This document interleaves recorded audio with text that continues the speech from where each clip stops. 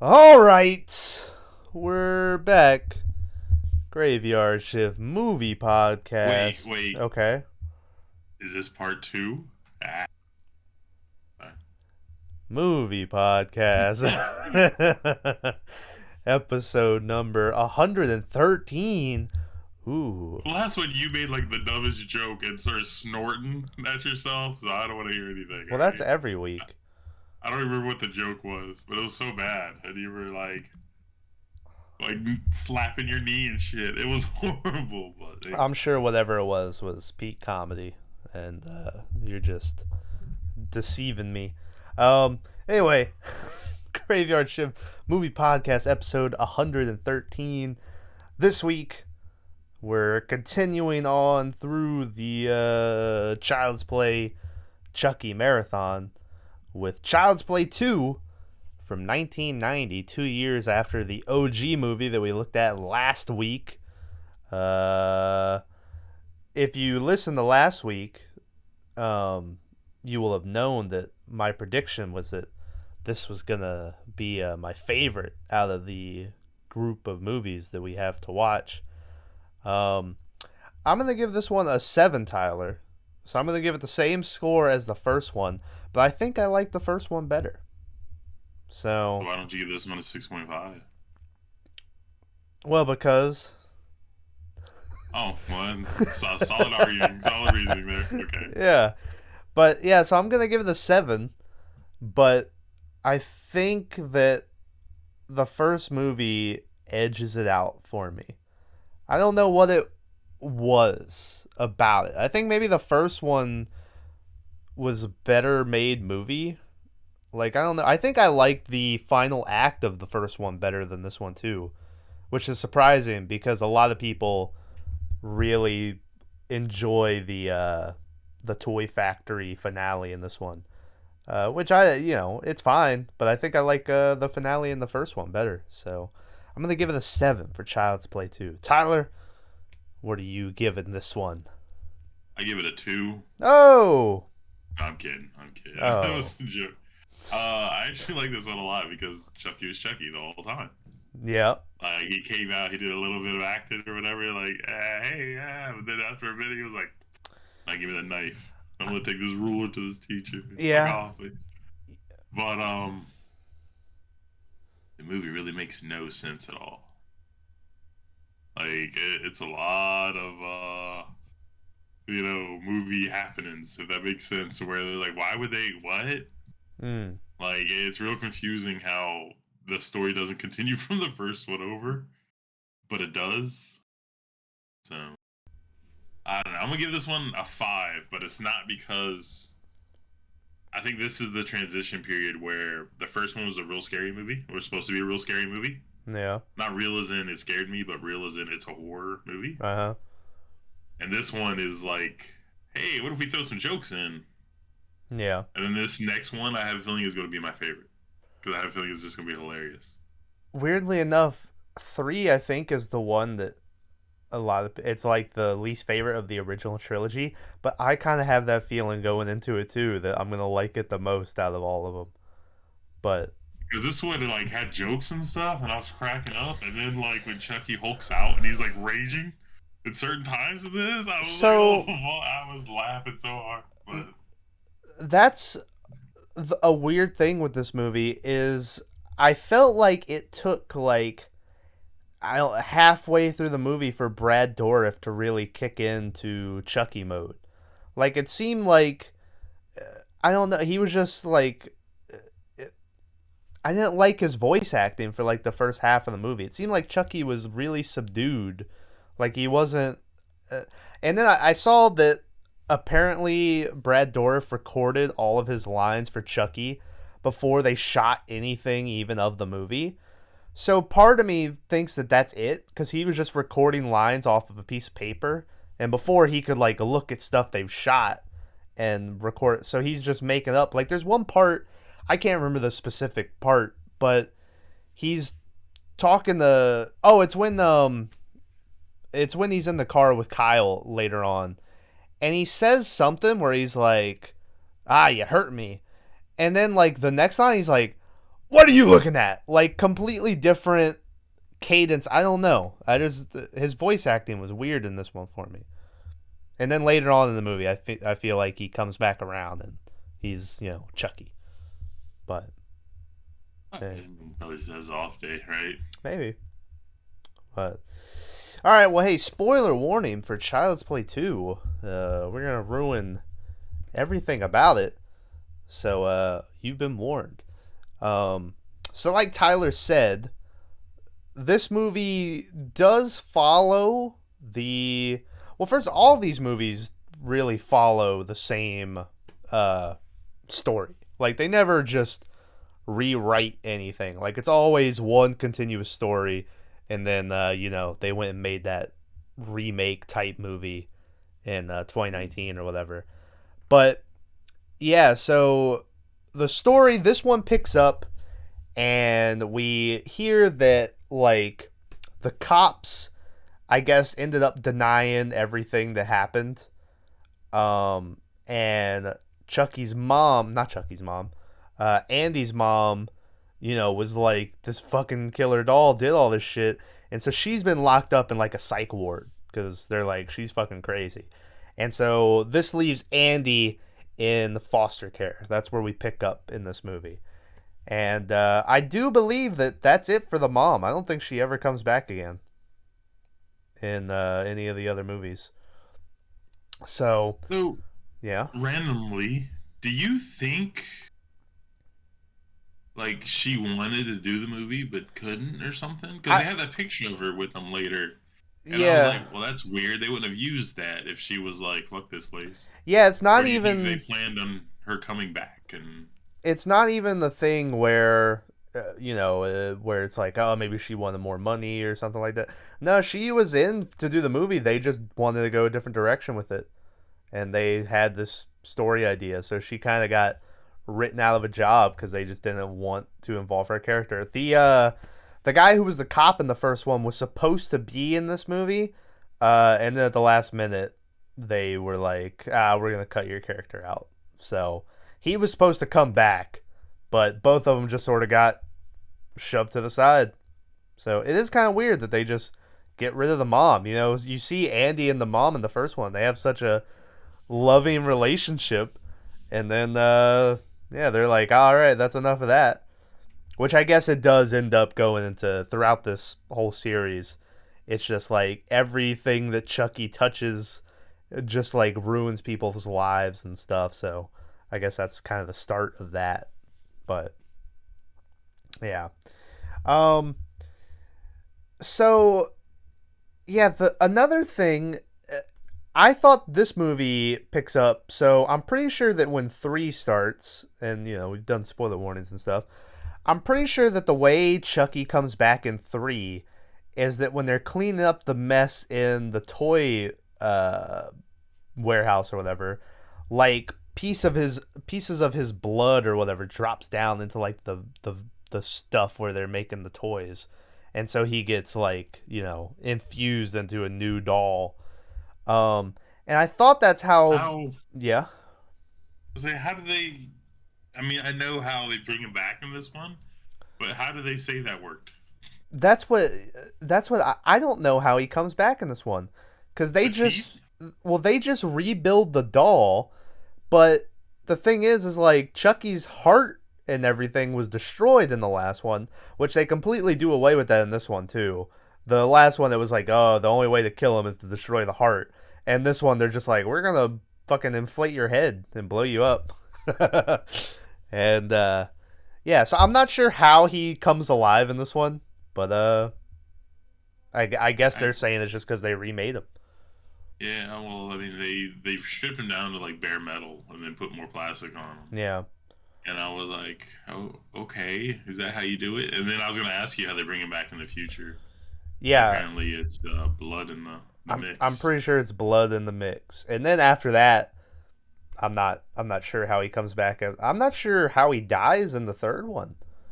The first 2, I remembered how he died. The third one, I don't really remember how he gets killed. If he does get killed, maybe he lives. Spoil. That's the twist ending. No one saw coming. Yeah, so he lives. Um, but yeah, so the movie kicks off, and it's just, we see them rebuilding Chucky. It is a cool little intro of them like just peeling off the burnt fucking doll flesh and like rebuilding this brand new doll and stuff. It almost reminded me of the scene in Toy Story 2 of the guy like fixing up Woody's arm. Woody. Yeah, it's a more sinister version of that. Like they're rebuilding the Chucky. Um, with the whole reason they're rebuilding Chucky, by the way, is I think they mention it very quickly in this one, but if you look it up, there's more to it. Is I'm pretty sure they wanted to rebuild the same doll to prove that, hey, this doll is completely fine. Like this is the actual doll, and nothing is wrong with her or whatever. I'm pretty sure that's why they rebuilt the doll from scratch, but I'm not 100% sure. We in this intro we meet like the president of Good Guy Dolls or whatever. And he's pissed off because he's got a fucking like stock meeting coming up and shit. Yeah, or whatever. Though, yeah, like all the board. Yeah, whoever. The board's like, very upset because the Chucky story's gotten out that it's being blamed that their doll went on a murder spree and stuff. It's very weird that all this comes up fucking 2 years after everything happened, like where was Chucky's burnt body sitting around for 2 years before that, and how did the story wait that long to get out? What was he doing?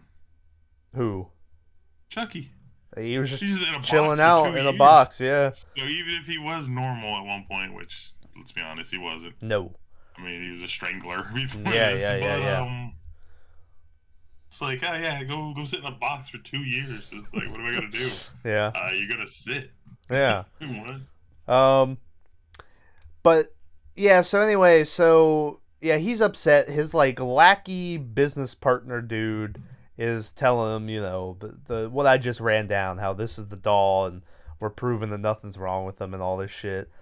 And they're adding on the final touches to Chucky, and they have this machine that it puts in the eyeballs, and it's like this hydraulic, and it'll like insert the eyeballs and stuff.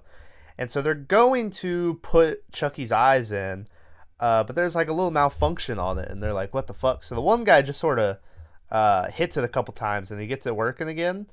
But then as it like sticks into Chucky, it has another malfunction, and he slaps it again this time, and he just starts getting electrocuted by the machine. It electrocutes him so much that it throws him out of the window. Like front flip even. Yeah, and as he's going, he turns into Tarzan, and he's like, oh, perfect impression. And and he lands on the ground, and they're like, hey, how can we show that this guy's dead? And they're like, I don't know, just put some red paint on his face to make him look like blood. And so that's the first victim of the movie. Was Chucky somehow involved in the electrocution? I'm not really sure, but maybe they're saying that's how he comes back. The lightning? Yeah, he's doing like a Jason Voorhees part 7 or part 6 or whatever. It's like the lightning. Remember when he did the voodoo, the yeah, struck the toy store and it blew up, that's and cool. the guy went flying through a window. He did, and now it's that's what it takes. That must be in the 3rd chapter of this book. Lightning must throw an old man out a window for any of your conjuring to. Yeah. I'm gonna buy some windows. Hell yeah. Invite Mav over. It'll be fun. Oh shit. After that, we cut over and we see Andy for the first time, and he's at this little like foster home shit, and I thought he was like starting to lie to people and tell them that he had this weird or this crazy dream that Chucky like killed all these people or whatever, because he knew that like people would think he's crazy. But I guess he's just telling this guy he's playing cards with that he had a dream about Chucky the night before. Because everyone else like he's told everyone else the story. Because we go in the next room, and the foster family who's looking to take Andy in, when they're meeting with the head lady here or whatever, she tells him that, oh well, he claims that, you know, Charles Lee Ray was in this doll Chucky and murdered his family and all this shit. Yeah, they only bring that up because the mom or whatever is like, oh yeah, we'll take him in, and the dad Phil is like, he sort of makes a voice, and he's like, well, what's wrong with him, you know? And that's when we get the backstory about, you know, he's fucking crazy and says a doll killed his family and shit. But they decided to take him in anyway. They're yeah. Do you remember my complaint about the first movie? About how I Um. fucking can't stand Andy. Yeah. Yeah, it's my second. It's the part 2 best and worst answer already established. Wow. Anyways. Little Andy. I will say he lost the one thing he had going for him is he doesn't say Chucky anymore. Now he's like old enough to just sort of be a kid and not like in the cute way in the other movie. Yeah, so they're driving home. They're bullshitting about like, what's your favorite food? And Andy's like, my mom used to make eggs, you know. Do you remember what the dad says right after that? No. Well, do you like sushi? And I was like, what could be further from eggs? Like, hey, you like eggs? Well, what about iron?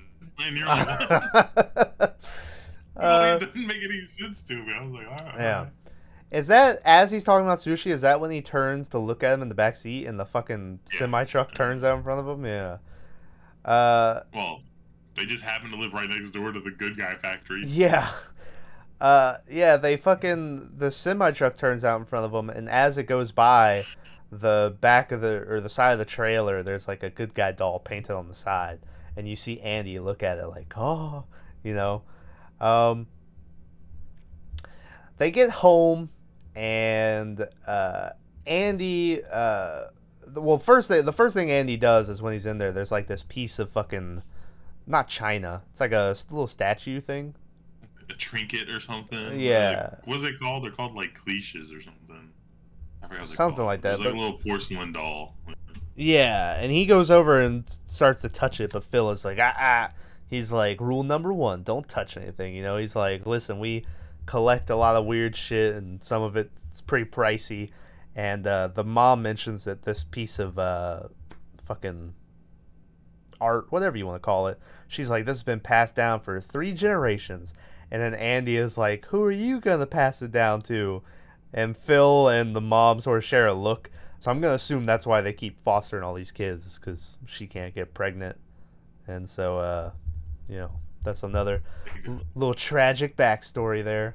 I think old Phil don't know how to lay the pipe, man. He's a little tightly wound with this whole thing. Nah, I bet you Phil fucks. No, that's the problem. Phil's shooting blanks. Yeah? You know, he's like, listen, number 1 rule of the house, don't touch old things. Yeah. Like, get off your high horse, bud, you know?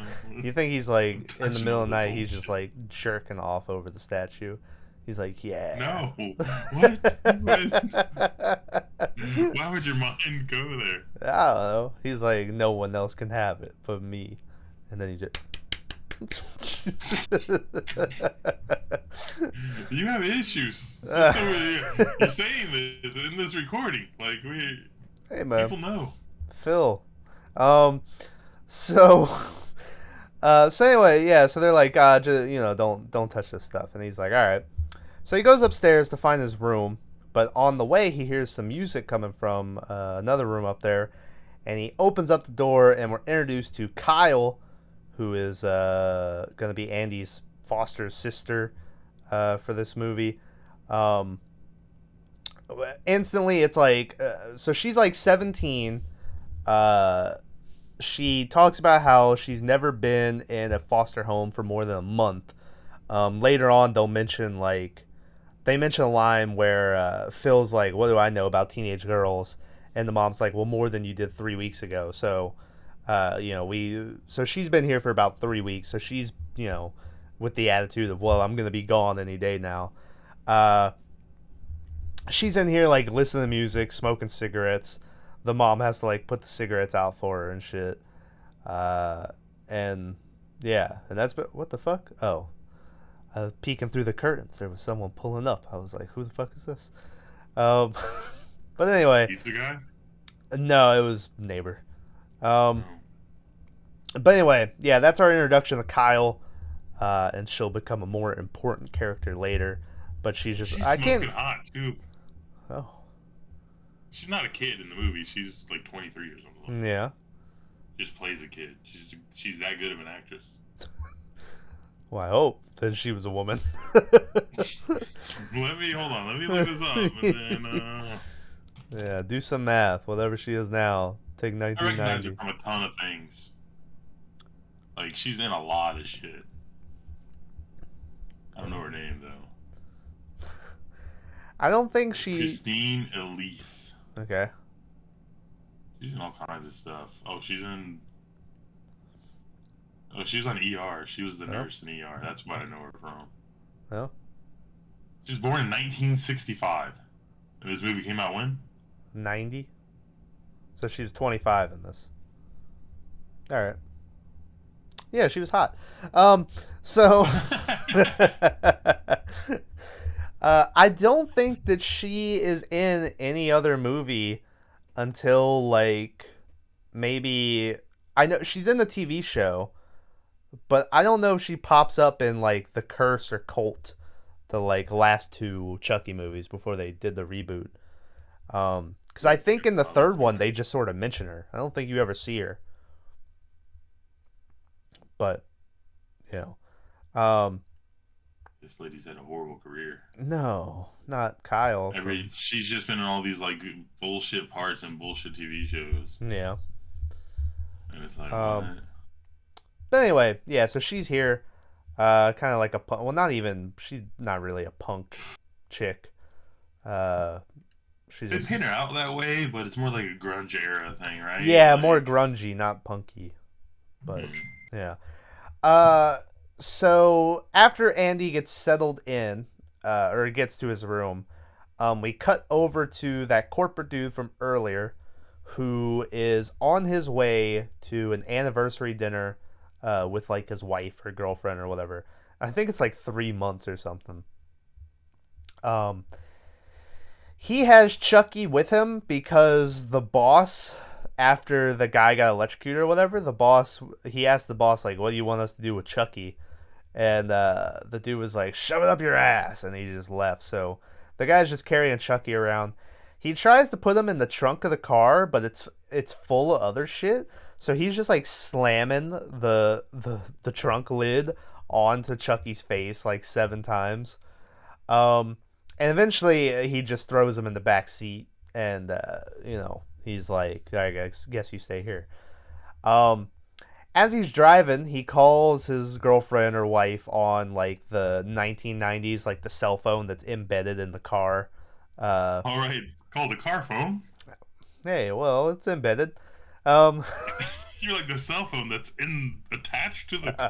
I'm like, maybe it feels so old just now. Yeah. Like, oh. And so he calls her, and she's like, "Oh, did you got the vodka, right? You know, we can't have an anniversary without vodka." And he's like, "Of course I've got the vodka." And then he hangs up, and he's like, "Fuck, I gotta go get the vodka." So he pulls. I don't know why, but yeah, the girl's name was Gabriella.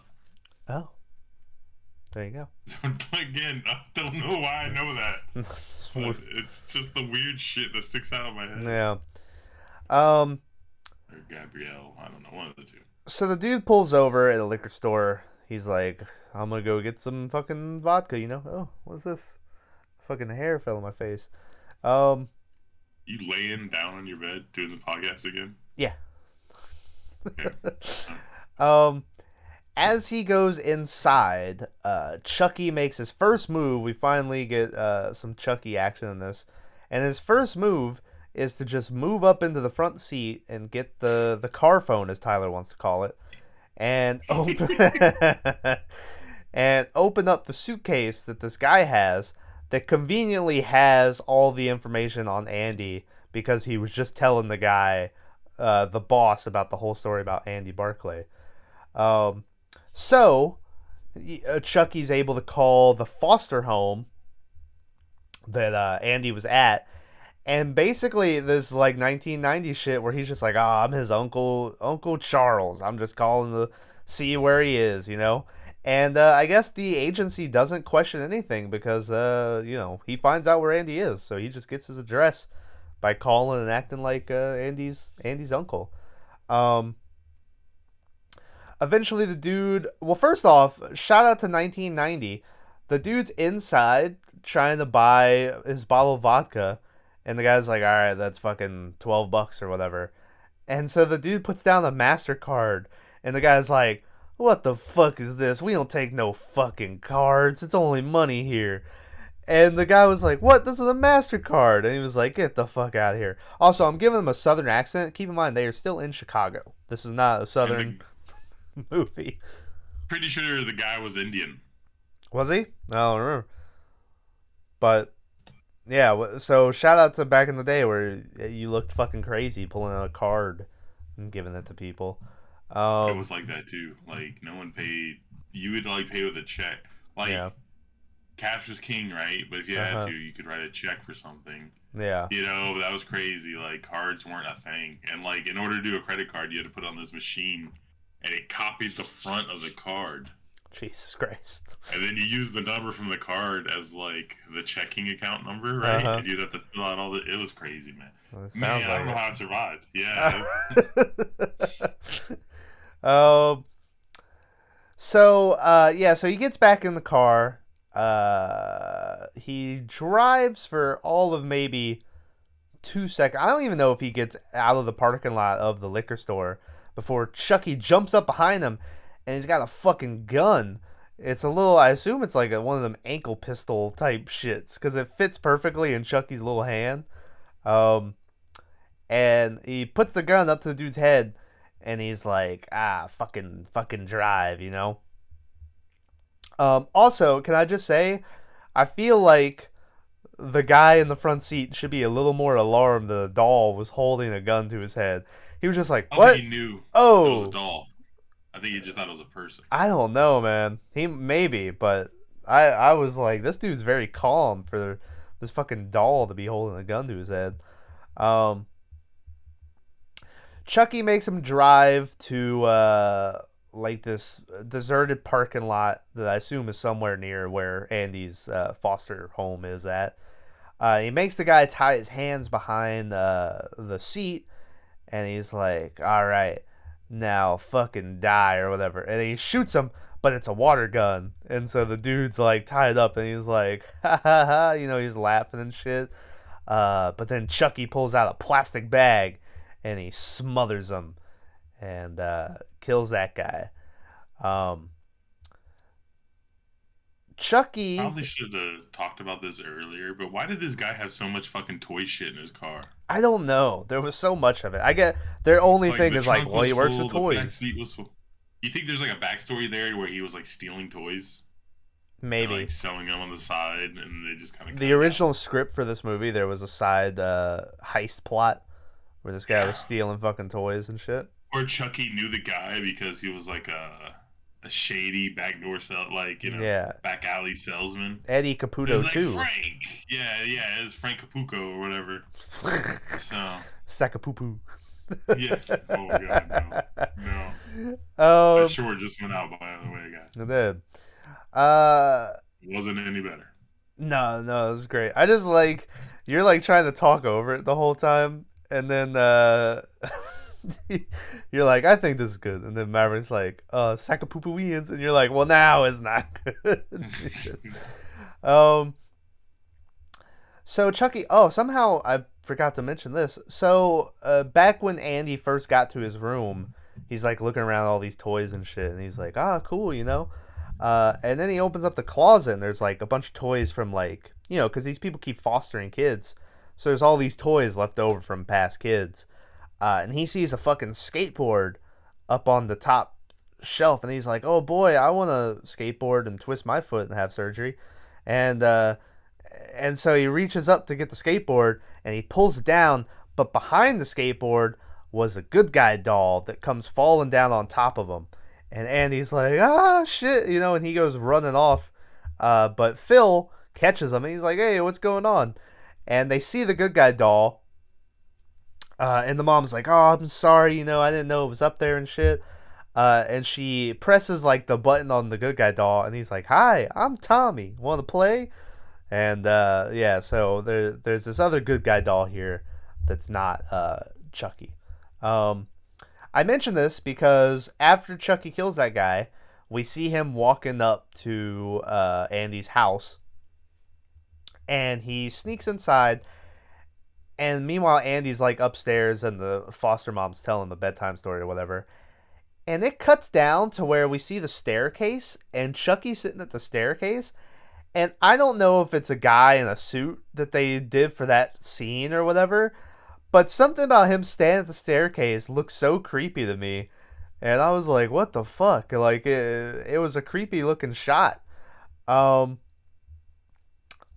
anyway, yeah, he's standing at the bottom of the staircase, and then he looks over, and he finds the other good guy doll, and the good guy doll's like, I'm Tommy, and Chucky's like, fuck you, and so he picks up that piece of the fucking statue from earlier that Andy was told not to touch, and he bashes in Tommy the doll's head, and in the process, it also breaks the statue.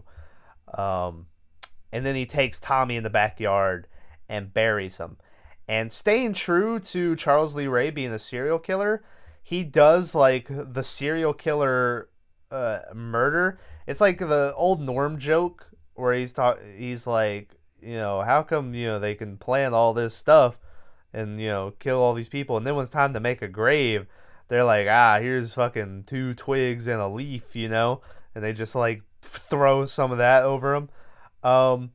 Where it's like it's a very shallow grave, and he'll come back to bite Chucky in the ass later. It seems like you almost have a handle on Norm Macdonald comedy. Yeah, but you get all the timing wrong. You're like, here's 2 twigs, and then he the does, problem is you don't do the delivery right. Like, it's a shallow grave at the end of it, but you just kind of ramble it on anyway. The problem is I feel like I've done so many Norm-esque like jokes recently that I can't keep doing them. So that one I was like, I'm just gonna talk normal. Finally, we agree on something.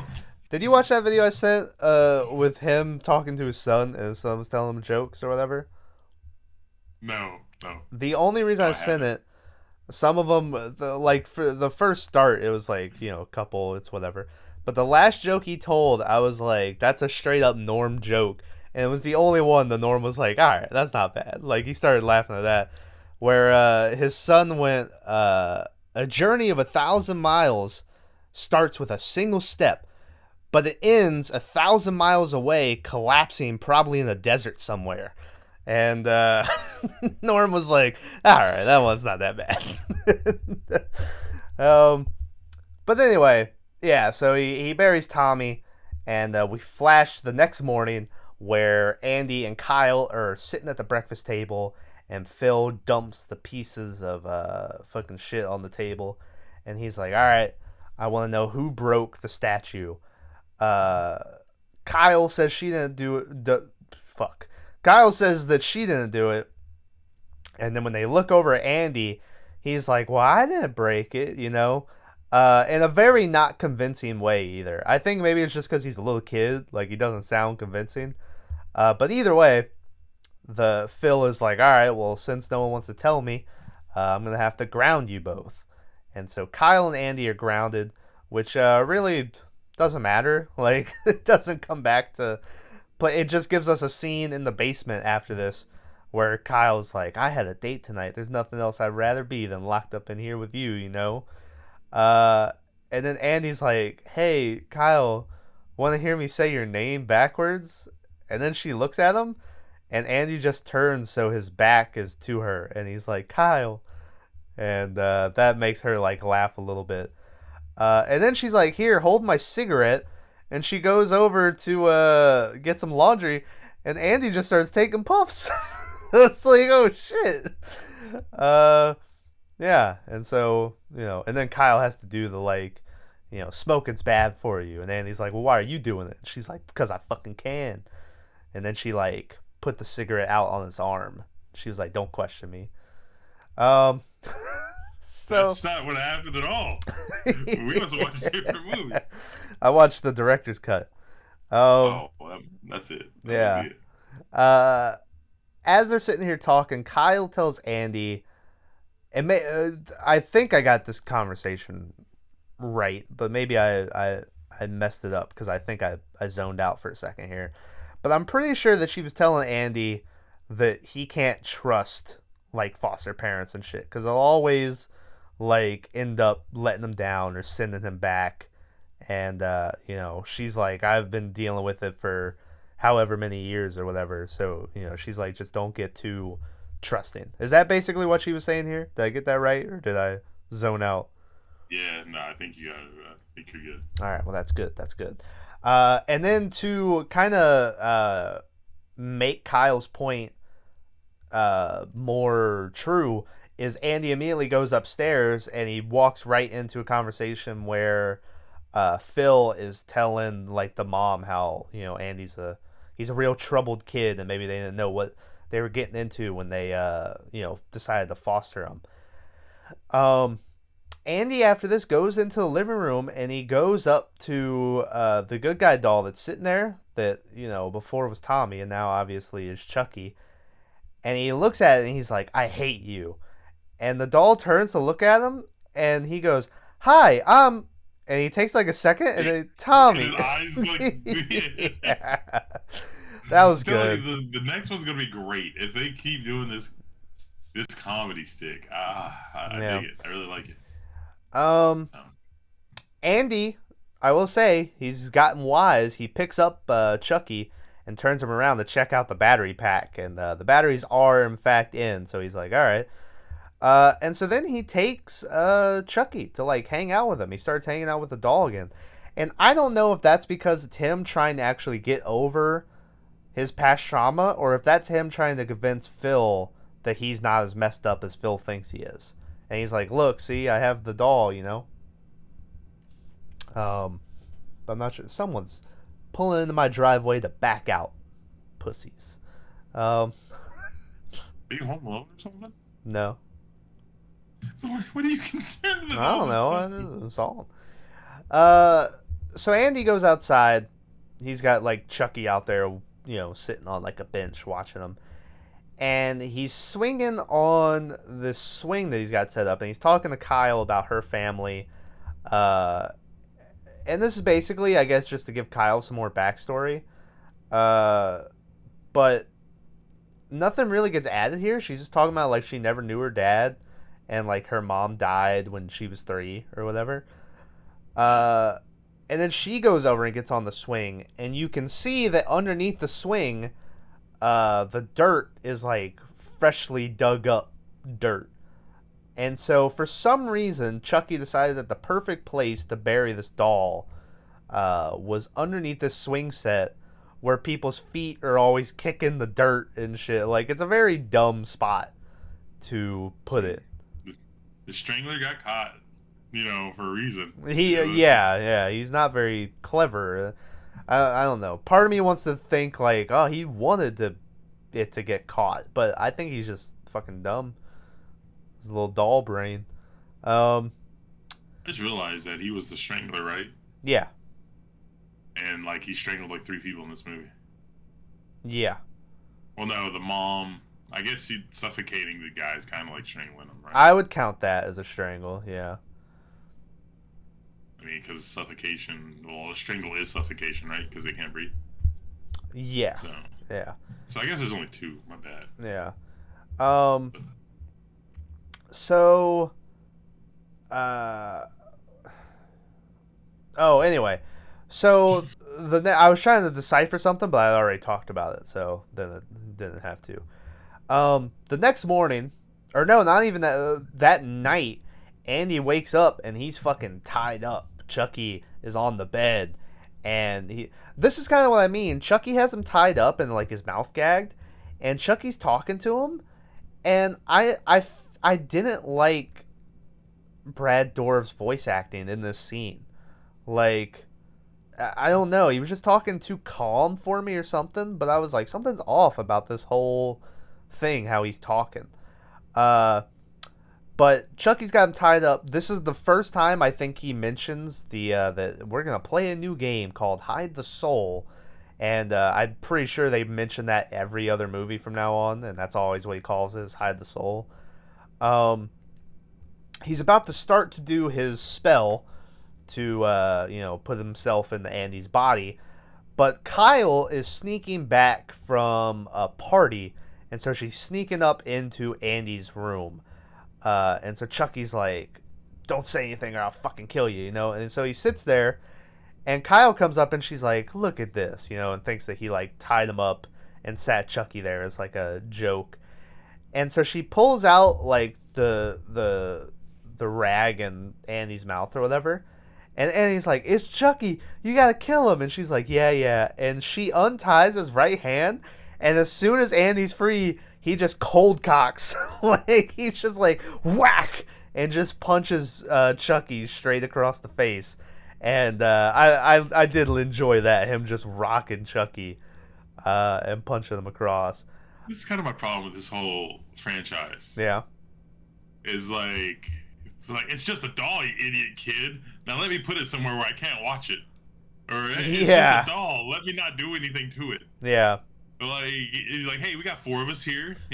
Everyone grab a pipe or a chair, and I'm gonna start beating the fuck out of this doll. And if it comes to life, we're ready and we can handle the situation. Like, I'm pretty sure, like, well, I mean, it's easy to say now because there are so many movies and shit. But if I had a kid who was like, hey, this doll tries to kill me, even if I didn't believe him, I'd be like, all right, well, I'm gonna go like start stabbing this doll. Just to be like, well, I'll fucking take care of him, And, there's no harm in just beating the doll up. I don't know why these people won't do it. And no one, like, believes, like, it enough, right? So, like, the mom threw it in the fireplace, was going to. But she didn't want to be that person who might be wrong or something. Yeah. So she didn't have anyone else around or anything. I'd be like, no, it's okay. I want all my friends here. Yeah, let's go. I wonder what would happen because I assume if you got Chucky and you, like, captured him somehow, I assume you could torture him enough to where he would have to start talking. And I wonder if you could do that and prove that, hey, this is Charles Lee Ray inside the doll body. And just imagine, like, a movie where Chucky's locked up. Like, they lock him up because he's Charles Lee Ray, and they figured it out, and now he's in jail. The crazy thing is, I watched that movie.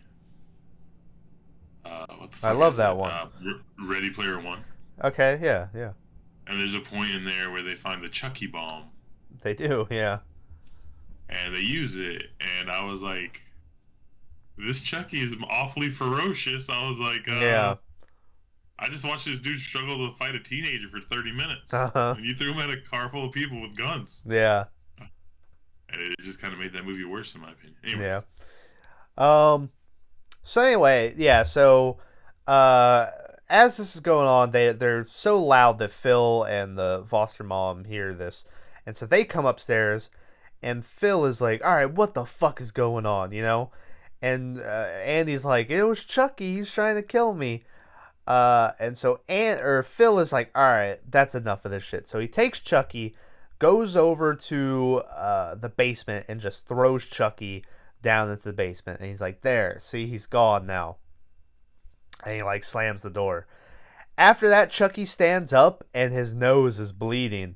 And he's like, fuck, I'm becoming human again. I gotta get out of this body, It is amazing how fast, because in that scene where he has Andy tied up, if you look at his eyes are completely blue. Like, they're blue toy eyes. And then once he's thrown down the stairs and he stands up, his eyes have changed to, like, people eyes, where it's, like, regular white eyes and then, like, the pupils and shit. But, yeah, so he changed in between scenes, literally. So, yeah, he's like, fuck, I gotta get out of this body, The next day, Andy is on his way to his first day of school. And he gets on the school bus, and Kyle like tells him like, "Hey, you're the new kid. People are gonna give you a hard time. Don't let it get to you, you know." And so he gets on the school bus, and like some kids are just throwing like paper wads at him or whatever, and it's fine. And then one kid gets up and just shoves the shit out of Andy. Like it was a stiff ass shove, and I was like, "Oh my god!" Like, it was. Anyways, what he calls him in a second. It's very good. Trust me, I'm gonna mention it. um, yeah, and so he shoves him hard, and Andy's like, "Fuck me," you know. So they eventually get to school. They're in class, and as they're learning, it ends up that kid who shoved Andy is sitting behind him. So the kid behind Andy leans over and flicks Andy in the back of the ear. And Andy turns around and he looks him in his eye, and he looks deep in his soul, and he delivers this line where he goes, "Hey, get lost, microchip." And I was like, "What?" He's like, "You son of a bitch." Yeah, and the kid was like, "Whoa." Yeah. So I don't know if microchip was a popular insult back in the day, but no clue. Yeah, I tried to think, and I was like, because when I heard that, I was like, what? You know, and then I was thinking, I was like, I don't think so. Yeah. But anyway, so this causes a disruption in class. So teacher comes over. She's like, "Hey, you're the new kid. You're supposed to be getting on my good side. Now you're interrupting my class."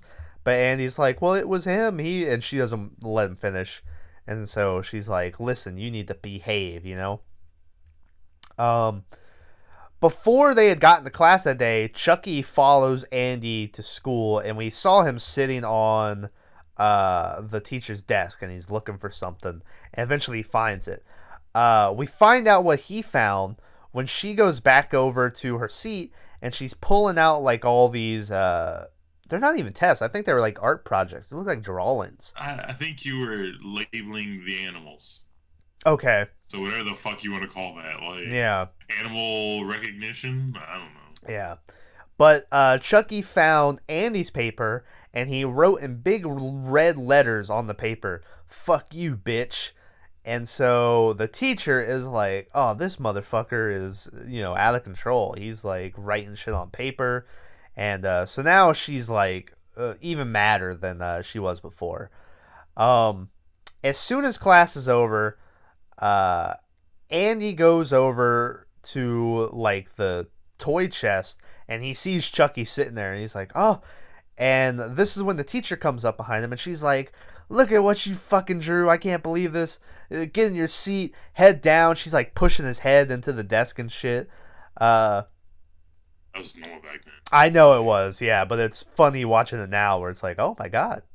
But yeah, and she's like, "You stay here and think about what you did." Before that, he's like, "I didn't write that." And she's like, "Well, who did?" And he looks over at Chucky, and she's like, "Get real." And so she takes Chucky and throws him in a closet in the room, and locks Chucky in there.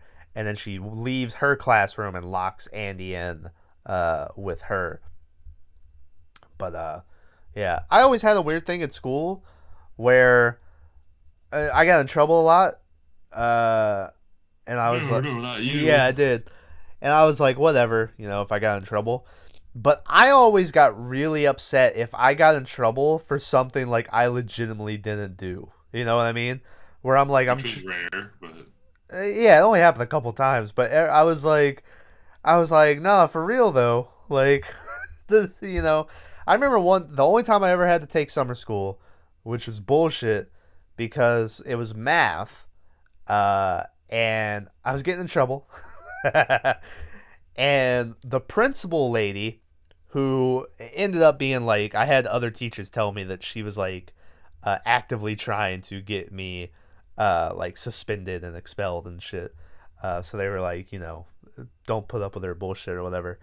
But this before I knew this, but this principal was like had a meeting because I was getting in trouble, and she was like, "Well, hey, there's only like 10 days left of school before summer, And if Thomas gets in trouble again, like he could get expelled or whatever. So why doesn't he just stay home for the rest of school? So he doesn't come to school and get in trouble.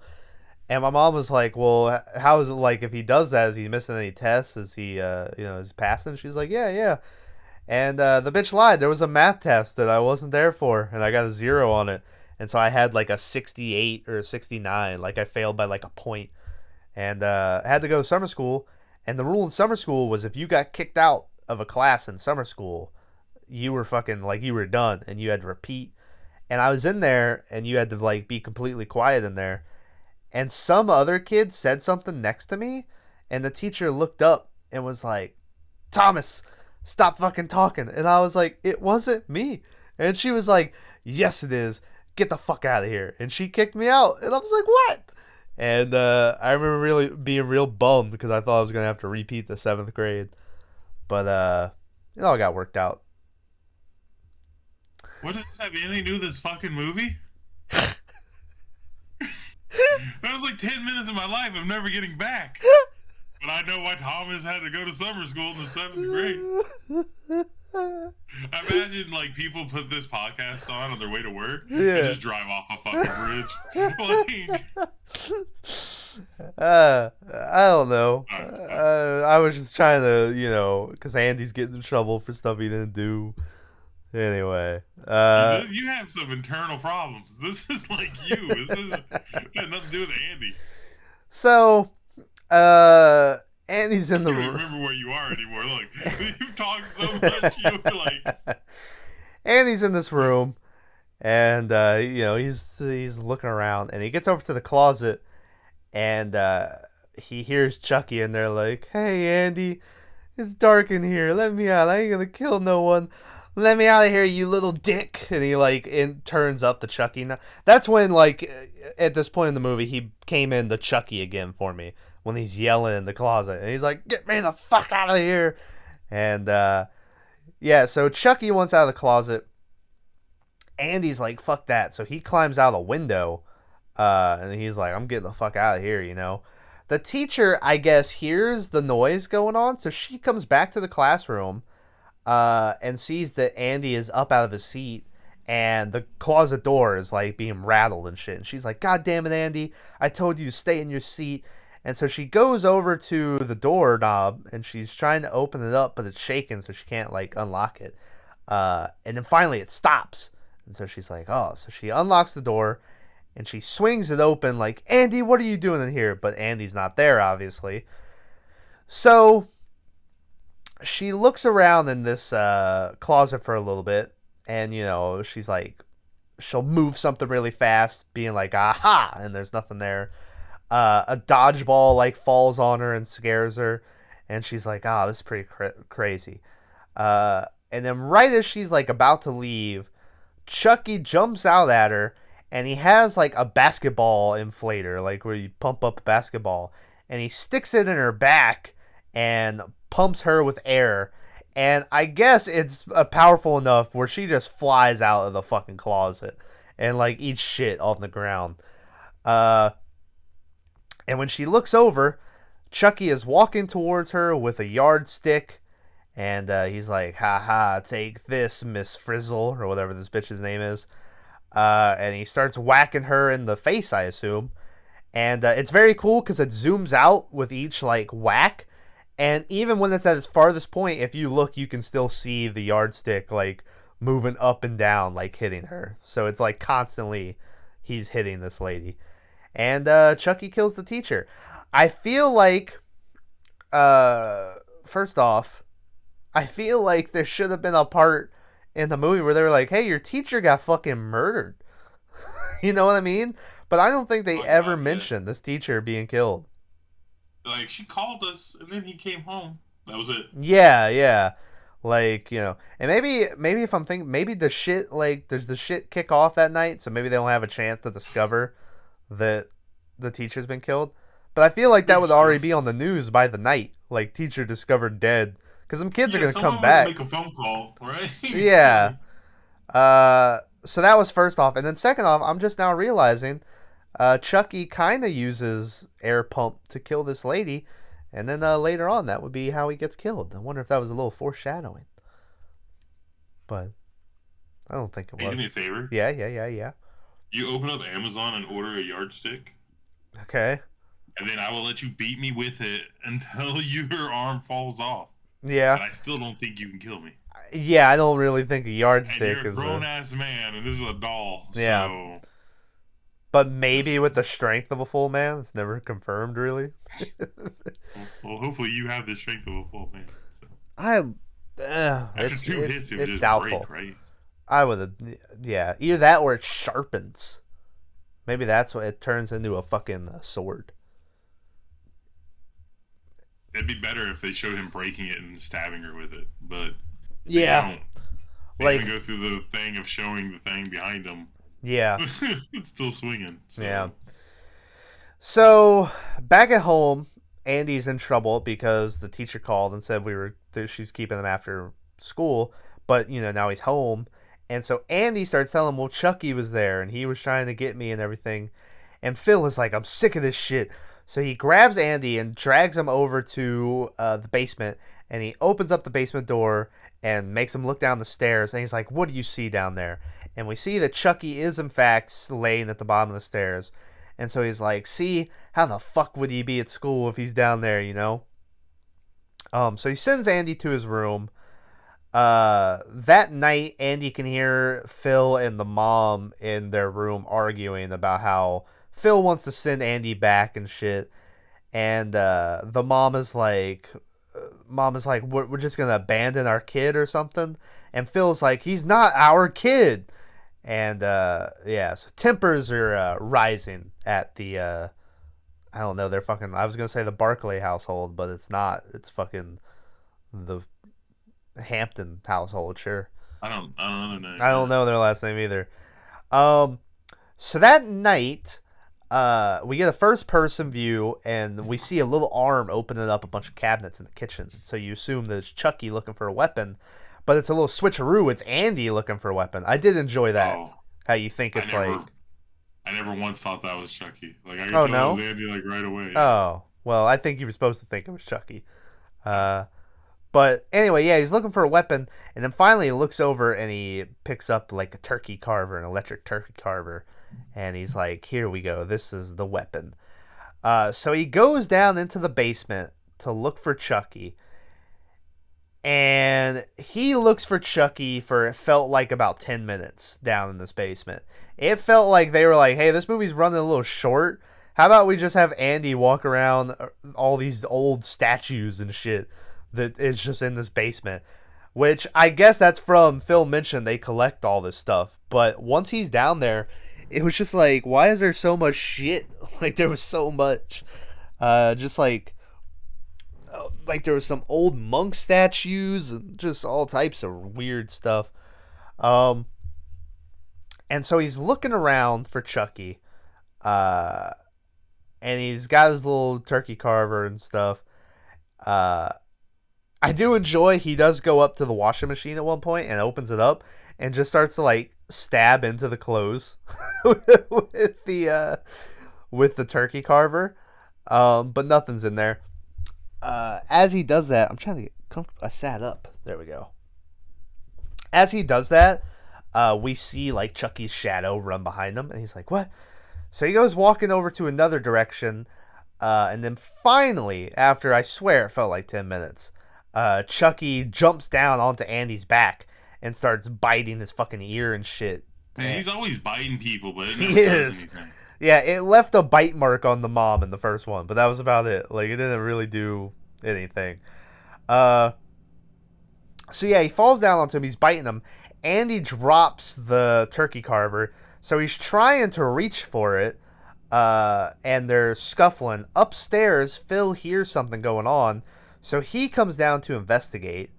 Andy eventually gets the turkey carver and lands like a hit on Chucky's face, like cuts him in the face. And Chucky gets up and runs off just in time for Phil to come and stand at the top of the stairs. And he's like, what the fuck is going on? And then he looks and he sees Andy standing with the turkey carver. And so he's like, Andy, put down the knife. Like, it's all scared and shit for some reason. I guess because he's like, this crazy kid has a fucking turkey carver and shit. But, yeah. But anyway, he's coming down the stairs to get the knife away from Andy. But Chucky comes up behind the stairs. And it's those stairs that have, like, no back, so people can just reach through and grab you. And Chucky has a fire poker, and he uses, like, the curved part of it to reach in when Phil's stepping down and come around his ankle and trip him up. So he ends up landing, like, upside down. And I guess, is he stuck in, like, the floorboard? That's what's keeping him up? Yeah, I guess his leg is in between, like, something. Okay. The beams or whatever. Yeah, and so he's hanging there, and he looks over, and he sees Chucky, and we get probably the most famous one-liner from this movie, which is, how's it hanging, Phil? And then he fucking breaks the board holding his leg up, and Phil drops down and snaps his neck, and Phil is dead. And then the mom and, like, Kyle come to the top of the stairs and see it. And the mom, as she's checking on Phil, looks over at Andy, and she's like, get the fuck away from me, you know? So yeah, cops are here cleaning up the mess. Andy is getting kicked the fuck out because the mom is like, I should have got rid of him when Phil wanted to. Phil would still be alive and all this shit. So Kyle takes Andy his clothes, and as Andy's leaving, he tells her that Chucky is still in the cellar. Don't let him get you too. And she's like, all right, yeah, whatever, you know. So Andy leaves. She immediately goes into the cellar and finds Chucky and just throws him into the fucking trash. And she's like, all right, that's enough of that, you know. She gets on the swing set from earlier, and she's like smoking a cigarette, and she's kicking her feet every time she comes back. And she's kicking more and more dirt up until eventually the shoe from the doll from earlier is revealed. And she's like, what the fuck is this? And so she pulls it out of the ground, and she finds the Tommy doll with its face beaten in. And she goes back over to the trash can, and when she opens it up, she sees that Chucky is gone from the trash can. And so she's like, oh fuck, this is real. She goes inside. She sees, like, the light cut on in the mom's room, and so she's like, Linda, or whatever her name was. She goes and gets a knife from her room, and she goes upstairs. As she goes upstairs, the mom throughout the movie is like a knitter, and she, like, knits stuff. And what? She sews. Okay, yeah. And so, yeah, she's been doing that throughout the movie. And as she's, like, coming up the stairs, you can see, like, a ball of yarn that's ran down the stairs and stuff. And so she's walking towards the room, and she can hear, like, the sewing machine running. And she walks in and turns the mom around. And I thought the death was going to involve, like, the sewing machine somehow. But, it was just like a throat slash. Her throat was cut. And so I think her mouth was stuffed with, like, yarn or whatever.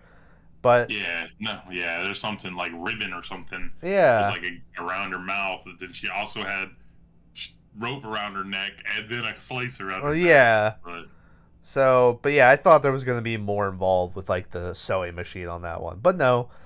So she finds the dead mom. Chucky jumps up behind her and attacks her, but she manages to, like, hit him away. But she drops her knife, so when Chucky goes under the bed, he gets the knife from her, and he's, like, hiding under there. And eventually, when she tries to leave, Chucky trips her up and puts the knife to her throat. And this was another weird line, is he gets her on the ground, and then he goes, bitch, that hurt, or something like that. And, like, it wasn't funny how he said it. It was just, like, oh, weird. And then it just goes to the next scene. Like, that's just how the scene ends. Yeah, right. So Chucky's making Kyle drive to where the foster home is that Andy's at. On the way there, they get pulled over by a cop because she's going 60 in a 45. that's rookie numbers. I got caught going 62 in a 45. Yeah, but you normally do 80. Ah. So the cop pulls him over and he's talking to him for a while, and then he notices Chucky sitting next to her. And he's like, "Oh, that's one of them good guy dolls. I love these things. What's your name, buddy?" And Chucky turns and looks at him and he just goes, "Chucky." In like the regular voice. And it's great. And the guy's like, "Oh, that's neat." Um, and then as he's standing there, Chucky's nose starts to bleed. And he's like, "What's going on there?" And Kyle's like, dolls that like pee or whatever, this one bleeds. And I guess that's good enough for the cop. He doesn't ask any more questions. She doesn't get any ticket, white privilege, and she just gets sent on her way. Hey. Also, did he like check a license? She's like 17. Oh, I guess she could have a license. 17. But, when did she get a license? She's been in a foster homes for her whole... Anyway, that doesn't matter. This is like, who taught Michael Myers how to drive? So she starts driving again, but this time she slams on the brakes and sends Chucky flying through the windshield. And Chucky's like, "Women drivers," and he hops on the fucking the hood, and he's trying to fuck her up, but she like hits him with the car. He goes flying into a gate, and she tries to sandwich him, but he moves out of the way, so she just like wrecks the car, and then she can't see Chucky, so she gets out of the car, and Chucky immediately comes up behind her and takes her captive again, puts the knife up on her. Over at Andy at the foster home, the fire alarm goes off, so all the kids are having to evacuate. And when Andy comes down the stairs, he just sees Kyle standing there holding Chucky, and he's like, "Oh fuck," Turns out that they're the ones that pull the fire alarm. The head mistress lady of the foster home comes. Who seemed like the nicest person on the planet. Like she did. So cool. She really cared for Andy and like all those kids. And she's like, she sees Kyle holding Chucky, and she's like, "What kind of joke is this?" Because she knows like the history that he had. Yeah. Cool lady. It's a shame that she immediately gets murdered in the next scene. She pulls them into a separate room, and she takes Chucky, and Chucky immediately just starts fucking stabbing her in the chest. And she like drops him and falls away and falls down onto a copy machine, and it just scans her face. So as she's dying, a bunch of copies of her death face are just getting slung out onto her dead body and shit. And so yeah, R.I.P. that lady. Seemed like a cool chick. Kyle is like, "All right, let's fucking run." But she manages to get out of the room, but Andy doesn't. Chucky like shuts the door and locks it. And by the time that she gets into the room, they've already like slipped out the window where Chucky has hid them in this fucking mail truck or whatever. The mail truck is driving along, and fucking Kyle is like following it. Is Chucky about to start the spell in the back seat, or is he about to throw Andy out of the back of the truck? The first one. Okay, he's about to do the spell. Yeah. That's what makes it, because he needs Andy for the thing or whatever. But keep in mind, he needed him for that in the first one, and he immediately tried to stab him when he went to that hospital.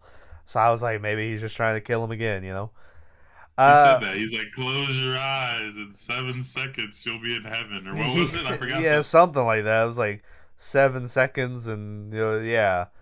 Yeah. But anyway, yeah, he's about to do the spell, but then he sees that Kyle is behind him. She's like, "Hey, fuck you." And so he just sticks up his middle finger at her, like it comes out of the frame, like you don't see it coming. And he flips her off, and that was pretty funny. She pulls up next to the driver of this truck, and she's like, "Pull over." And he goes, "What?" he's like, "What are you talking about?" She pulls in front of the truck and makes him stop. And she gets out and runs back there to where Chucky and them are, but they're gone already. And then the truck driver is like, "You crazy bitch, what are you doing?" But she's like, "I don't have time for this." So she runs away. The truck driver was like, "Listen, yeah, I'm gonna get my 15 minutes of fame." Yeah, and he was trying. He was overacting and everything else. Um, Crazy. so they run, or she runs over and sees that where Andy and Chucky have gone is inside of the Good Guy doll warehouse. Um, so she runs over to the warehouse. I assume that Chucky is closing the door like behind him as he went in. So the door is closing, and you're like, oh, she's gonna do a sweet Indiana Jones or whatever, and she does the worst looking roll I've ever seen under a door, where it's just like kind of flops down right as she That gets was there. pretty good. But she rolls in under this door, and now she's in this warehouse with Chucky and Andy. Um, Chucky knocks out Andy, I guess, with like the bottom of the knife handle. You didn't really see how he hits him to knock him out. He's like Uh, nighty night or something. I think he says yeah. something. So he knocks him out. He starts to do his spell, and Kyle's in here looking for him. And you're like, all right, here we go. Kyle's gonna come around the corner and stop him. But no, Chucky finishes the spell, and you're like, oh. And Andy opens his eyes, and Chucky's like looking at him, and then his nose starts bleeding. And turns out the spell didn't work. And I thought what was going to happen is that in Chucky's past life, the first one he revealed himself to was Andy. But this is a new life, and I thought they were going to go, oh, well, the first guy you revealed yourself to was that dude you strangled in the parking lot with the plastic bag. And so I thought it was going to be like, oh, you killed the guy you could put your body into. But apparently that's not the case. It just turns out Chucky spent too much time inside the doll body, so now he's stuck in it forever, according to him. So he's pissed. He's like, I'm stuck in this fucking body. So he's gonna go. He's gonna go stab like Andy, and he's like, "Fuck you, Andy!" And then the next thing you know, Chucky just goes, "What the hell?" and he looks up, and he just gets crushed by all these boxes of Good Guy dolls. And just the line delivery of the "what the hell," and the way that he just like ragdolls as he's smothered by all these Good Guy dolls. It was so good. I loved it. Turns out Kyle's up there. She pushed down the boxes. She comes to Andy, and her and Andy run away. They try to crawl up, like it's part of the conveyor belt. Do you know the actual name of it? It's like the things that roll the cylinders and they roll down the packages to the belt. A rolling belt. We use Is it that all. what it's called? Oh shit. Yeah. So there's like a rolling belt that's like a slope. So they're trying to climb up it. And Kyle makes it all the way there, but Andy, right as he's about to get to the top, slips and falls down. And we get like a camera angle where it's like right on his face, so you just see him like as he's like falling on all these different bumps and shit. He gets down to the bottom. Chucky pops up. He's waiting for him. He tries to stab him and shit. But Andy manages to crawl up and get out of the belt in time before Chucky gets there. And Chucky reaches up a hand to stab Andy, but they slam down like the gate or whatever to the belt on top of Chucky's hand. And he's like, "Oh, you fucking bitches." So Chucky is stuck here. So he's just forced to fucking just rip off his hand. Like, can't cut it off or anything. He just has to rip his hand off. And it's pretty fucking brutal. He's screaming the whole time. He's screaming, yeah.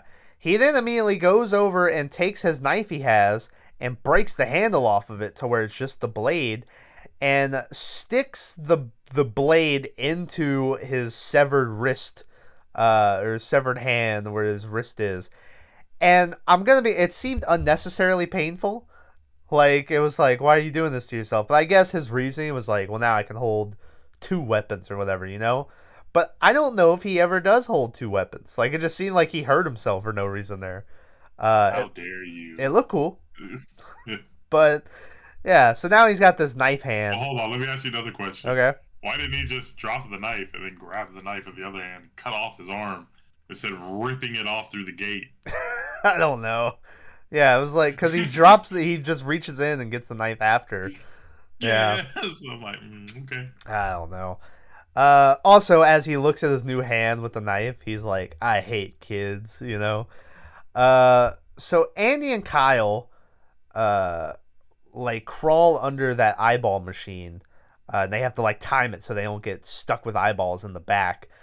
Um, as they do that, they cause, like, a cluster of dolls at the eyeball thing. So it sets off an alarm to this, like, maintenance guy who's, like, watching over the factory at night. So the maintenance dude has to come and clear up this mess. And so he comes out and he like fixes up all the dolls and shit. And he's like, there we go, good time. And he gets the belt working again. And as soon as he sits up, Chucky is in his face and slashes him in the face. And the guy falls down onto the belt, and his head gets pinched, and the eyeballs come in and just stab him in the eyes, and it pops out, and the dude has like the toy eyes and shit now. And yeah, so that was kind of, it's a cool little kill. It's kind of just another thing to be like, look at that, Chucky's adding to the body count, you know, like a nothing character that just gets killed. But yeah, so he kills that guy. It was pretty cool.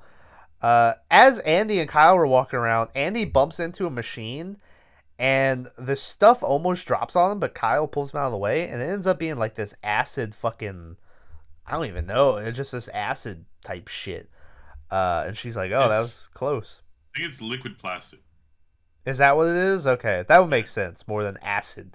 Just sitting around. So Andy and them are walking around again. They come across this machine it's the machine where the body of the doll will go into it.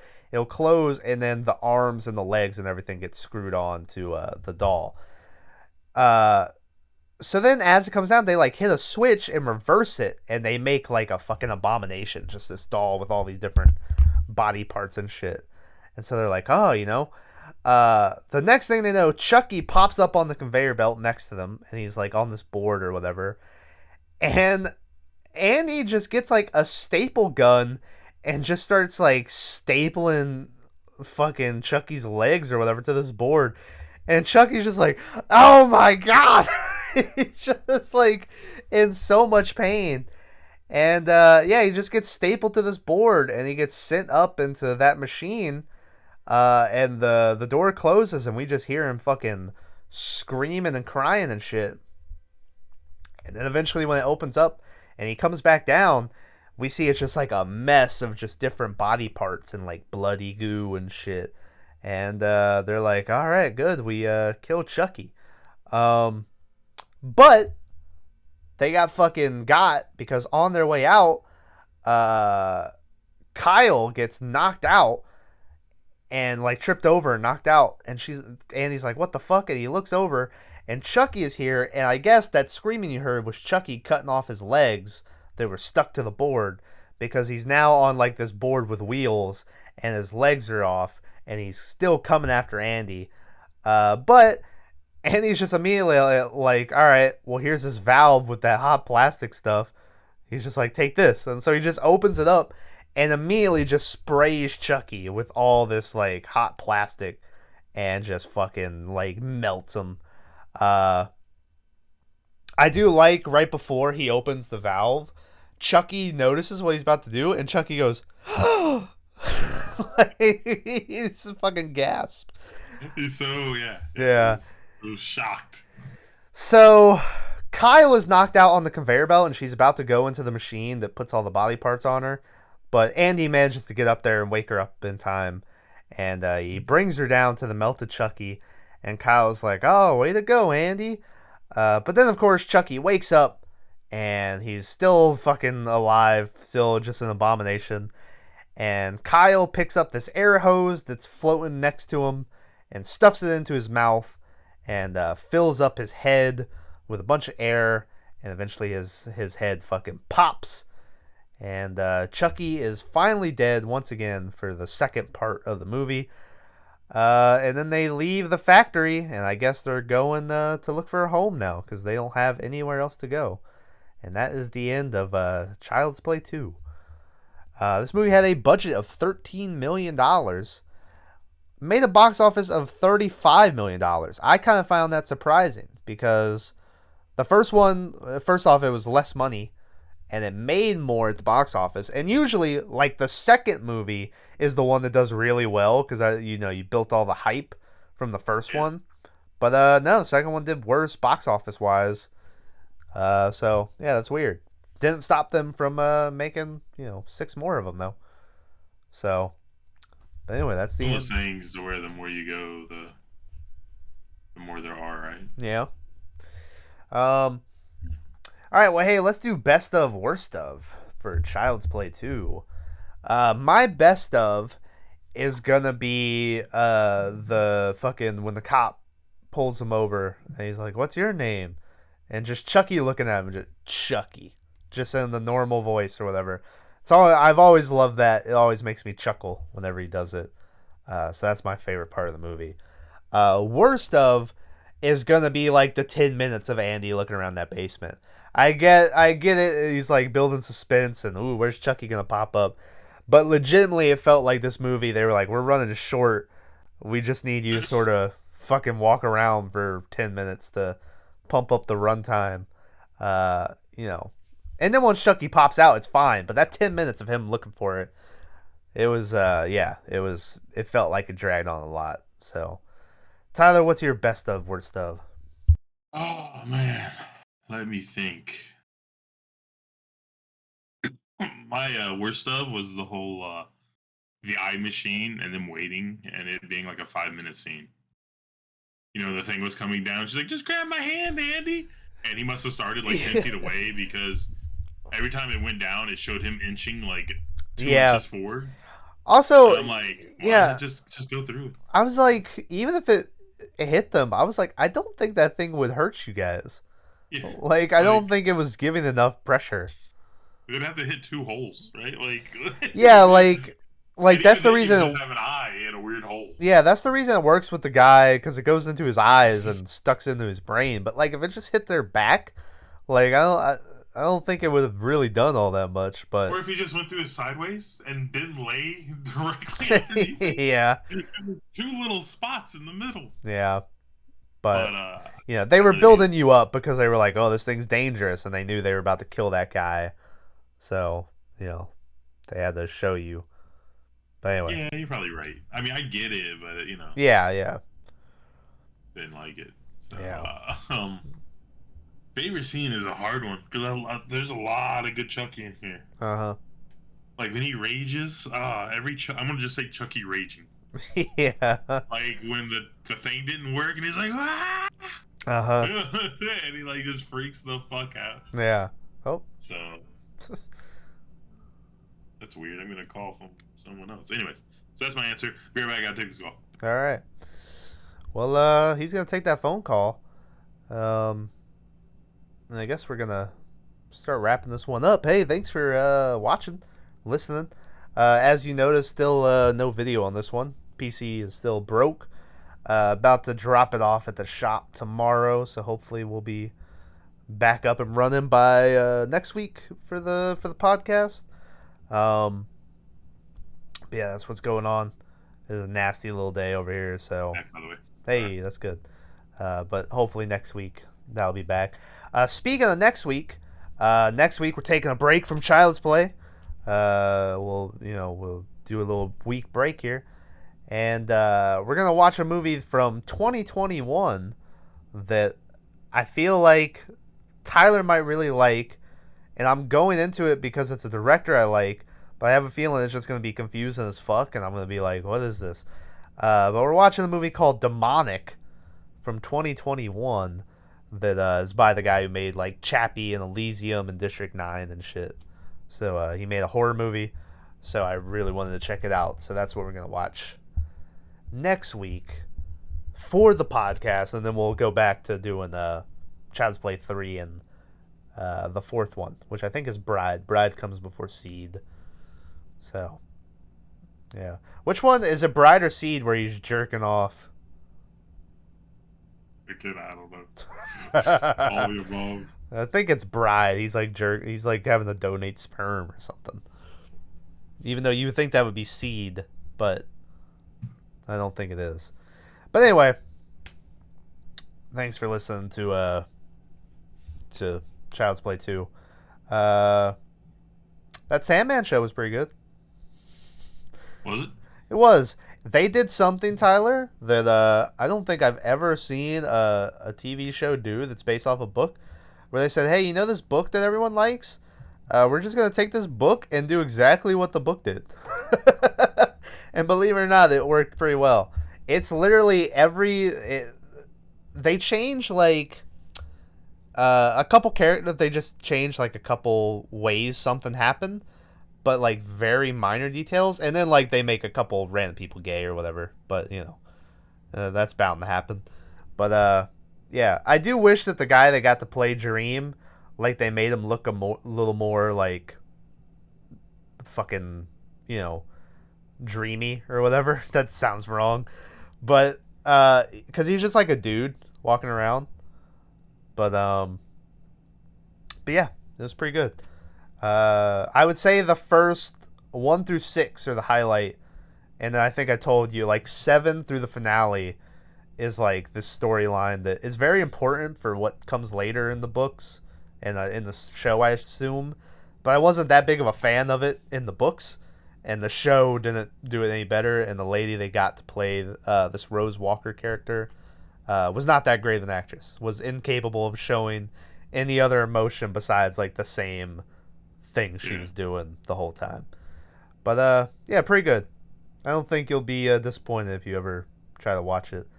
I don't think I will, and it has nothing to do with the subject matter. It's just Neil Gaiman's turning such a fucking tool. Yeah. Like, you know, there's a lot of, like, music artists like that too that make amazing music, but I just fucking can't stand, like, their stance and views on shit. I imagine a lot of people feel that way about Green Day. Yeah, probably. Now, right? Well, it's not the old, you know, anti-abortion thing. It's the anti-American thing, right? Like, yeah. Especially where we live, you know, in the South. I know. If you're from America. Yeah. Yeah. Fucking man. The rest of the world probably just thinks we're all Yosemite Sam, right? Yeah, like, I'm sure. Yeah. Their podcast, I've told you about that fuckface podcast that Jeff and Gavin and shit do from Rooster Teeth. Jeff talks about how he helped a buddy who he used to work at this comic book shop that the buddy owned, and so they would go to these conventions and set up booths. And he talked about how, like, Neil Gaiman, or however you pronounce his last name, like, came to the booth and was, like, looking at all these comics or whatever. And Jeff was like, "What are you doing fucking standing here? You gonna buy something?" And the guy was like, What? And he was like, "Fucking, you want to buy one of these, or are you gonna get the fuck out of here?" And Neil Gaiman was like, "I guess I'm gonna leave." And this got a text message. And he was like, "Yeah, that's right." Then he left, and they were like, "Well, did you know it was Neil Gaiman?" And he was like, "Of course I did." He was like, it's just like being a dick to people. And I was like, "Oh, all right." But yeah. So, but yeah, I was very, because, like, you know, you haven't watched that Wheel of Time show either, but that show sucks, and they changed like everything. It's very different, right? Yeah, because Wheel of Time it's all no pictures, right? It's all words. So whatever you have in your mind as those people is 100% your creation, right? Yeah. So with Sandman, you know, it's a comic book, so you have pictures of people, so you know kind of what they should be around about. Yeah, you know? But I'm not even like, because I remember me and you talked about how the casting for people was real weird, like who they picked to be people. But I was like, all right, whatever. But they changed, like, the story. Like, first off, this isn't a big spoil. It's the first episode, but they give Perrin a wife in the first episode, and it was like, what? That's literally 90% of his storyline. Yeah, I know, and yeah, it's just, I don't know. It was so bad, but anyway. So I was real afraid to get burnt again, but Sandman was pretty good. Yeah. And then I just watched that first episode of the new Game of Thrones show. It was, you know, it was good. The thing you forget is you spent so much time with the last Game of Thrones. You forget that, because this is new, And so it's like, oh yeah, Game of Thrones just throws like 17 people at you and it's like, here's all these people. Hope you can remember their names. It Yeah. was like, oh shit. Uh, yeah. So it looks all right. The first season's all right, or the first episode was all right. Maverick was like, it was great. I was like, oh, I don't know if it was great, you know, but yeah. So anyway, thanks for listening. Demonic next week. Tyler, you got anything you'd like to add before we end this one? Another What the fuck successful is podcast. Demonic? Yeah. That's the movie we're watching next week. Yeah, but what is it? I've never even heard of this. I don't know. I assume there's gonna be some demons or I mean, something. I heard of it 15 minutes ago when you said, "Hey, we're watching." Yeah. But I was like, "What? What is demonic?" But where did you come up with this title? I didn't. The guy did. Oh, there's a guy who. Where have you I'm so been fucking- the last 5 minutes? I'm losing my mind. What guy came up with this? You're talking about Wheel of Time and Parent and his wife. What? The dude who did District 9 and Elysium and Chappie. This is his gotcha. movie. Yeah, okay, gotcha. okay. I thought you meant like a guy had suggested it in chat. And I was No. like, what guy? I was about the 80s. No, you're giving me. Man. Well, the first week I explain everything we're doing with Child's Play and stuff, and then we'll take breaks, and then you're like, "All right, cool. We gonna take breaks in between movies?" And I was like, "Well, yeah, I just said that, you know." And so then last week we do Chucky, and then at the very end I'm like, "All right, next week," and you're like, "Oh yeah, what are we watching next week?" And I go, "Child's Play 2." And you go, "What? I thought we were taking breaks." And I said, "No, it was." Listen, I could have sworn I said Cujo should be next. To be fair, well, Cujo's gonna be the next movie, the next break. We're gonna watch it because for some reason you really want to watch Cujo. Here's my problem with all your statements. Yeah. Is you say shit like Cujo's gonna be the next movie. Well, the next break, yeah. That's 3 fucking movies from now, right? Ah, 4. You're building the hype. So I'm just saying, you understand where I'm getting a little confused here. I guess. Because your next is actually 3 movies away. It all makes sense in my head. Well, yeah, I mean, I get it. I know, like, now that I understand it, but I just, yeah, threw me off of this, whatever the movie's called, The Modification or whatever. Anyway. All I'm right. not going to remember that name. But I'll link it in so the... Yeah. Yeah. That's what, but... Anyway, thanks for listening. Next week, Demonic. And we'll see you then. Oh, wait. Yeah? Did you end it already or no? No, it's still going? What are your views on this new Wednesday Addams Family? Oh, I don't know. I wasn't a big Addams Family guy anyway. I will say it was very shocking. Like, first off, so Rob Zombie isn't making the Addams Family. He's doing the Munsters. Yeah. Which every time everyone's talking about Addams Family, I was like, oh, look at Rob Zombie. I was like, Rob Zombie cast the dude from Waiting. I was like, that's a weird guy to be Gomez or whatever. But yeah, I don't know. I'm not a huge Addams Family guy either, so I'm not a huge Munsters guy. But we'll probably watch it for the podcast. Munsters is like older, but yeah, I have a feeling that this Addams Family thing is going to kind of flop. Yeah, and then I have a feeling that Rob Zombie's movie might not get made or straight to DVD or something like that. Because like it's kind of they're too similar, right? Yeah, because I was confused. I thought it was the same movie. Yeah, but they're not. Like the Munsters, like the dad is Frankenstein. Or Frankenstein's monster, if you want to get all. Yeah. But so it's a little different, but kind of the same. And I don't know, the grandpas in the Munsters, he's not in the Addams Family. They got the cousin thing or it or whatever. Anyways. Yeah. But they're so similar. It's like, Which one has the hand? I assume that's the Munsters. No, that's the Addams Family. Oh, fuck. So the Munsters has the hairy dude, and then the Addams Family has the hand. No, that's both Addams Family. Oh, fuck. You don't know. You probably know nothing of the Munsters because it had like Frankenstein. It had the hot wife. Yeah. Not Frankenstein's monster. Sorry. It had the kids, but the kid was incredibly young. But the youngest was this little boy. Yeah. And then they had crazy grandpa who dressed like Dracula. He might have been Dracula. So I Yeah, think his name maybe. was Eddie something. Caputo. No, not Caputo. His name was Eddie Munster. Actually, was the kid's name. Yeah. So it's just dumb, and it was like a comedy, like back in the day. So it'd be like, imagine fucking Beverly Hillbillies or whatever, Uh-huh. but instead of them being hillbillies, they were Universal monsters. Oh, okay. That's how it was. So like the neighbors would come by and they were like, "What? Yeah. Well, of course the meat's dead." Oh, oh, oh. Yeah, and you'd have Yeah. a laugh track and everything. Yeah. And the monsters are not my favorite. Oh. Adam's Family's where it's at. This is monsters. Yeah. Well, I'm sure you'll love the Rob Zombie movie. Oh, I'm sure. I'm sure. We His still have wife's that in it, right? other. Yeah, of course. We still have that other Rob Zombie movie we haven't watched yet. That 31 or whatever. The one with like the fucking. I think it's like a circus or some shit. That's the only one we're missing out on. We gotta finish that up one day. Well, we might have to push Cujo back. We'll push Cujo You back know. another 6 weeks. Yeah. God. Yeah. Anyway, all right. Demonic next week. See you guys there.